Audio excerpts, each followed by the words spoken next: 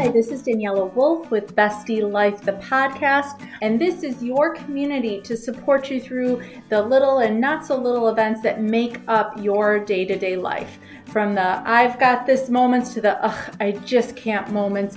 We are here to empower all women to find and develop the skills they need to find peace, balance, and the bliss in their busy. Through solo episodes as well as interviews with amazing women who share their journey and their story and how it works for you. I hope you find the inspirations to make you laugh, think, as well as maybe rethink what you thought you knew, and connect as we realize that we are all living similar ups and downs and don't have to do it alone. So excited for you to hear this episode, and thanks so much for joining me today. Hi, this is Daniela back with Bestie Life, the podcast. And today I'm so excited for you to get to meet Bridget Belden. She is a one-to-one coach and owner of Magenta Consulting and helps working moms and women find that balance back in their life after going through her own journey and getting trained. And I'm so excited for her to share her story and her message with you. Hi, Bridget. How are you? I'm great, Daniela. How are you doing? So happy to be here. Yes. And I know you and I kind of already pre-chatted, and just hearing your story, I could easily resonate with so many parts of it. So many of those moments that you had were so relatable and just so nice to hear. I know I'd said, because it helps kind of bust some of that isolation, bust some of that, feeling like you're the only one dealing with certain things. And so I love the message you have. So if you can share a little bit about your story and kind of what led you to where you are now. Yes, absolutely. So my story is back when I was a young mom, and I actually back before then was a young woman and really was focused on creating my perfect life, the vision of my perfect life. And I went to a good school and I got a good job and I met and married my handsome husband, and we had 2 kids, a boy and a girl, which was perfect. And I mentioned to you, I even had my Volvo station wagon, which I literally wrote in my journal that I would have made it when I had my Volvo station wagon. So I had all of these things. And as much as I loved my family, I just felt this hole inside of me. I was so focused on my path and never really took the time to discover who I was beyond mom. Mm-hmm. And I, was really committed to figuring it out because I just had this, I was driven because I had this vision of, if I were to die tomorrow, would I have regrets? And the answer came back, yes. And I was like, I need to do something about this. And my husband and I were not seeing eye to eye. I couldn't express what was happening because I really didn't know. I was so ashamed. I was so isolated. I felt like there was something wrong with me because here was this beautiful life that I created. And as much as I loved my family, I wasn't happy. And I didn't want to wake up one day, look at him and say, who are you and where have I been for the past years? So I went on this journey to discover who I was. And I basically, when I tell you that if somebody were to ask me what I was passionate about, my mind was completely blank. I had zero idea of who I was, what was important to me, what I wanted to do, what my vision was of the future, because as far as I knew, this was as far as I had envisioned it.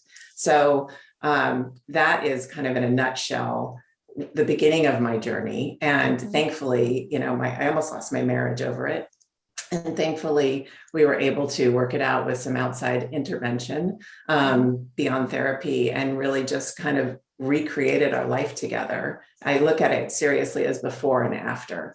And I feel very fortunate that I had the ability to go through that when I did. Yeah, no. And like I said, I can relate to not only having specific things that I wanted to achieve to feel like I had a successful life, but I even had like time frames, like benchmarks, like I wanted to be married by this point, have kids by this point, without even thinking, like you said, of who I was or what I, intrinsically wanted inside, like what filled me up. It was all these external validations and external markers.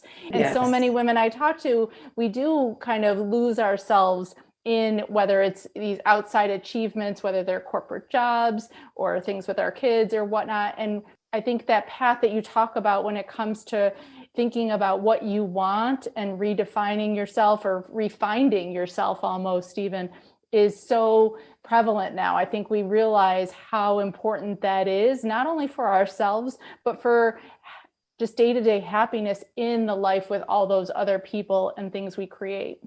Absolutely. And this was 25 years ago, and people weren't talking about how to be happy and, about how to, if they were struggling mentally with mental health or were feeling depressed or feeling, I was terrified to say anything to anybody because I was so ashamed. Because like you said, here is this, there's this kind of this expectation that we follow this path. And so many of us did that and are continuing to do it so diligently, putting our families first, because there is this myth that if we put ourselves first, that our families are going to suffer and that we're being selfish.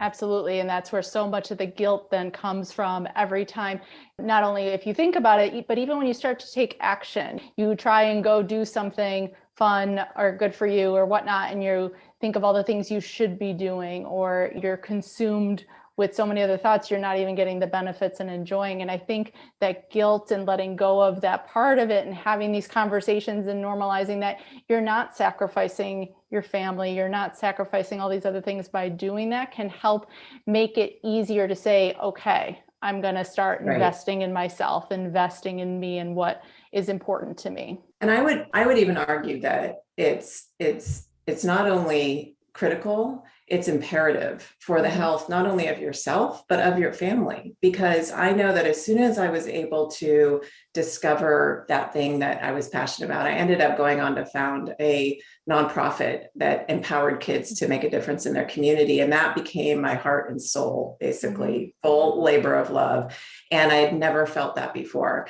And I know for a fact, I was a better mom because I was more present with my kids. I wasn't in my head all the time thinking, oh my God, what's wrong with me? There's something wrong. What am I going to do? This isn't, all the internal narrative and the monologue that we have going on.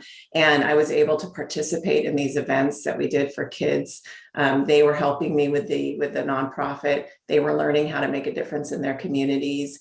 And I was a better wife because I was, again, present with my husband. I wasn't resentful of him in a weird way. We were able to build this partnership, and it was a completely different experience. And so one of the key tenets of my coaching program is that it's absolutely mandatory that you take the time to invest in yourself so that you can be there for everybody else. Yeah, as well as, I don't know about you, but I found, when I started taking the time to do the things that, filled me back up, that I was passionate and excited about, not only did it model, for my kids, but they were excited to see that and ask me about it. They wanted to get to know that side of me. In addition to the person who was there for them, they got to see just that different perspective of who you are as a person. And so it not only gives back to them by, like you said, your kids were included and involved and a part of it, but they also got to know a better version of you. Exactly. Yeah, absolutely. Yeah. And I love, that from when we spoke, it's not just one thing. You did this nonprofit, the Ripple Kids program, and now you've transitioned into coaching and things like that. What would you say to moms who are struggling with discovering who they are? Like, how would they begin approaching that? Well, I can tell you what I did when I started out, because as a mom of young kids, I'm now an empty nester, but as a mom of young kids, I know realistically the time is, you have very limited amount of time, right? So you have to be smart about how you use it, but you also have to commit to it. And one of the things that I did, I didn't know what to do. I just started getting up early before my kids got up in the morning and just sat for 30 minutes every morning with a journal and just asked myself these questions. What do I want my life to look like? What lights me up? What am I passionate about? What do I want the next, what do I want my life to be like? What is my purpose? And just even though it's hard to answer those questions in one, sitting, this is a process and it is an unfolding. And for many women that I work with, some of them, they're all on a different continuum. And some of them are just starting. They've never even asked themselves these questions. They are where I was. And there are others who have something that they have an idea of what they want to do. And it's just a matter of fleshing it out and committing the time to doing it. So I'd say first and foremost is just committing at least 30 minutes a day to yourself in quiet and just listen to that inner voice inside of you, because that's something, all the answers you have, all the answers you need are inside of you. But we are so busy taking care of and doing for everybody else that we don't listen anymore. We don't even hear that voice anymore. Right. And I think the voice even probably gets overshadowed by some of those, the limiting beliefs, the negative thoughts. Yes. And so that I know you said it's a commitment, it's a practice, what I say, like, you don't get good at it by trying it once and thinking, okay, then that's the answer. It's that practice of really getting beyond that surface level of voices and thoughts and expectations, and getting, keep asking why, keep asking, well, for what purpose, is how you kind of break it down. It's amazing once you get past a certain point that you do kind of see where it fits, because you stop questioning almost. Yes. It's like when you stop the question, that's when you found your answer. Exactly. And that's a beautiful point, is that, like I said, it is an unfolding, and to continue and to keep at it and making that commitment and do it for at least 30 days in a row. And if you can't do it in the morning, do it at night. But whenever you do it, just commit to yourself for a couple of reasons. One is that by putting a stake in the ground for yourself and making that commitment and not compromising it, not only are you starting to step into your power and self-confidence, even if you don't feel it, you're putting a stake in the ground for you. And so that starts to tell not only yourself and those limiting beliefs, but all the people around you that I'm worth this time. This is important to me, and I'm going to prioritize it. And as far as the limiting beliefs, as you start to, just journal and just let things flow, and there's going to be times, especially when you start out, where the pages will be blank and you're like, I literally would sit there and go, I don't know what to write. I don't know what to write. I don't know what to write. And I just stuck with it. Stick with it and be patient with yourself. And I completely lost my train of thought about, it'll come back to me probably at 3:00 in the morning, but I think it really is, it's about, the limiting beliefs. The really, really important thing is not to edit what comes out of your heart and comes out of your brain. Like whatever you're writing, just let it flow. Don't let that voice say, who are you to think you can start a business? Well, you're not an entrepreneur. So many times that stopped me from starting this nonprofit. And it added months, if not years, onto my process, because I let myself get in my own way. So don't, no filtering, just write it down. Absolutely. As well as I think too, again, we talk about the expectations we had that kind of got us in this place. I think also sometimes we expect it to be very large or profound or something big. Yeah. It could be a super simple thing, like I want to start reading a book a month or something, simple. And that's still so valuable and so important. And so don't kind of discredit just because you think, well, my goal is not big enough. It's not bold enough. Right. It's not, impacting massive amounts of people. If it's something that is going to start, making you happy, that you're excited to achieve, that you're proud of, that's where you begin. Such a beautiful point, because I've talked to a lot of moms who think their purpose has to be massive. And for me, I started a nonprofit. Yeah. It might not be that for everybody. It might be signing up to take a painting class. It might be, like you said, reading a book a month. It really isn't a matter of you have to save the world. It is,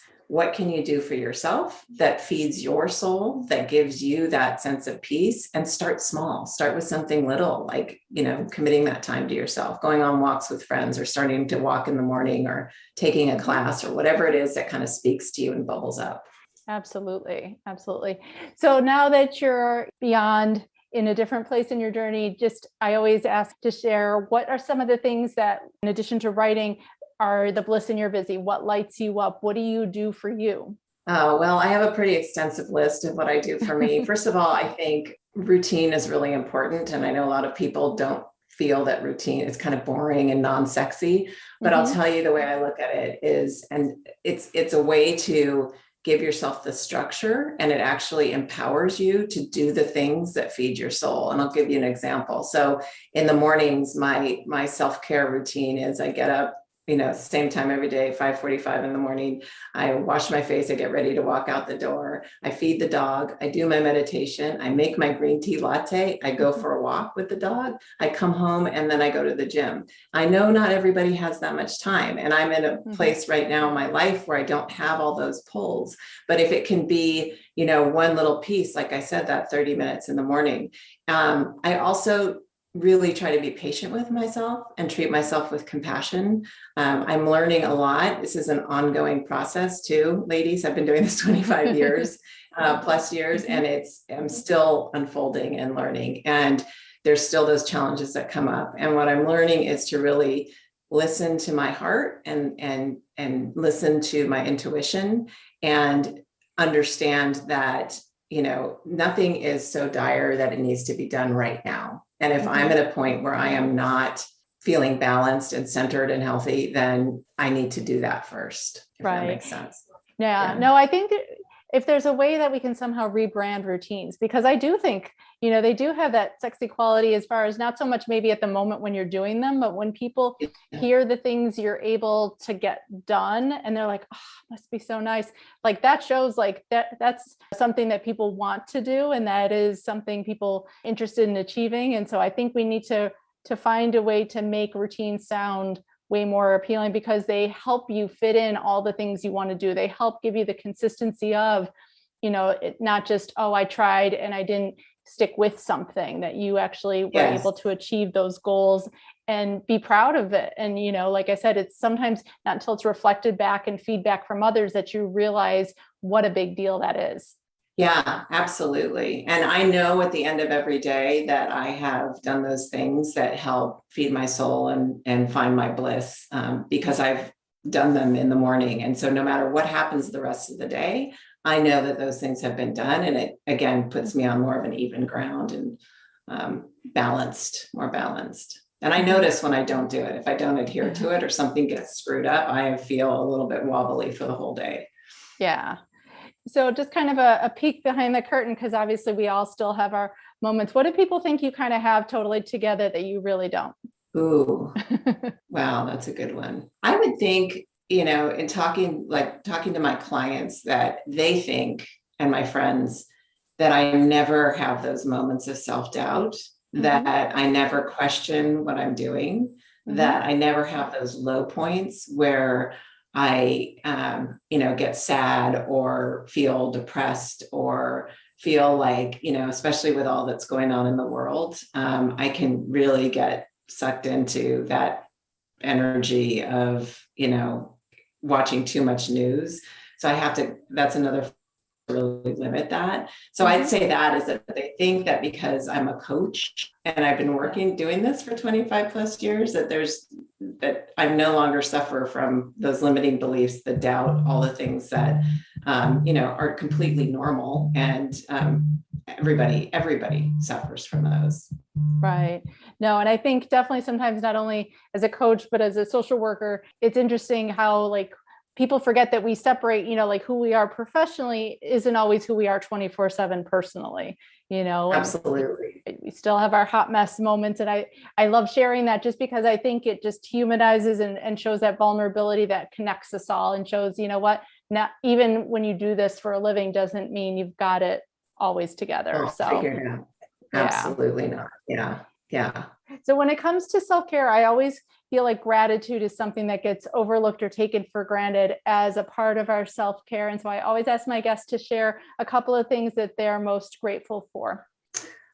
There's so many things. And I love gratitude as a way to really get grounded and present. And I am so grateful for, I'd say for my husband, for my family, and for being able to do what I do for a living, because I get so much out of supporting moms who are struggling like I was. And I wish I had somebody there to guide me when I was going through it, to say, you're not crazy. There's nothing wrong with you. You're not broken. Let me help show you the way. I think I would have saved a lot of time and heartache. So yes, I so many things I could go on and on for the gratitude. Yeah, it's an important part. In fact, I have 6 pillars to my program, and gratitude is a big part of that. I think it's a hugely important and transformative practice.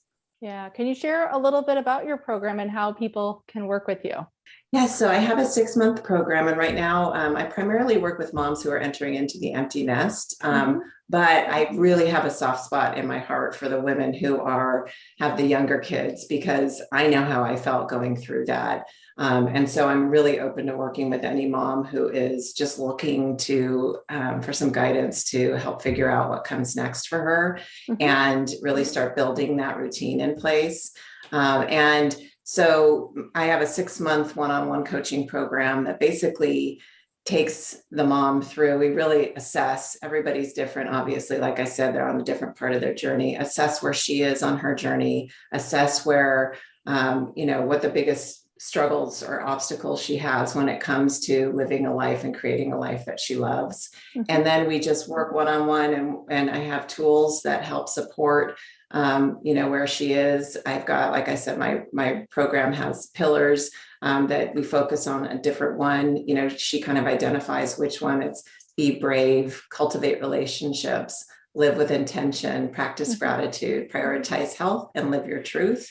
And so I have an assessment tool that helps her understand, which one she really wants to focus on. We put together a game plan.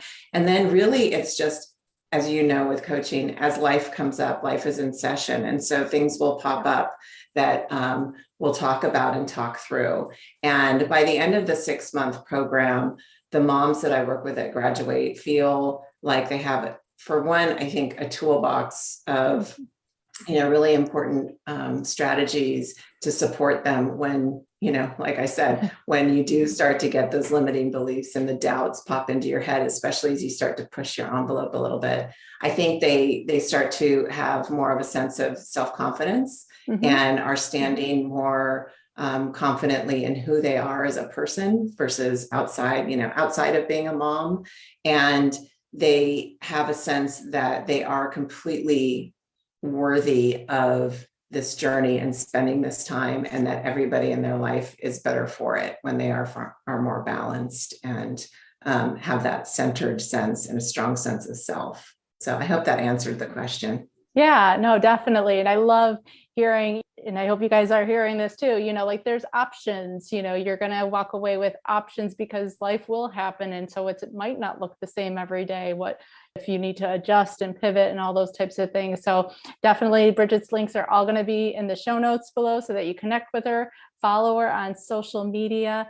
And I'm so excited to continue this collaboration because I think there's so many different ways to offer this support, and we want to definitely help you as much as possible. So thank you so much, Bridget. Oh my gosh, thank you so much for inviting me and sharing your audience with me. And I know that you provide a tremendous service for your clients and for the women who listen to you. And so thank you for doing that and for having me on. I appreciate it. Thanks so much again for joining me today. I hope you enjoyed this episode. Please let me know any questions or comments that you have. Also, if you can please leave an Apple 5-star review so that this episode can be shared with more women. There's 2 quotes that I love. Alone we may be strong, but together we are stronger, as well as when women support each other, incredible things happen. So let's be stronger and incredible together, as well as maybe just have some fun along the way. Thanks so much and talk to you soon. Bye.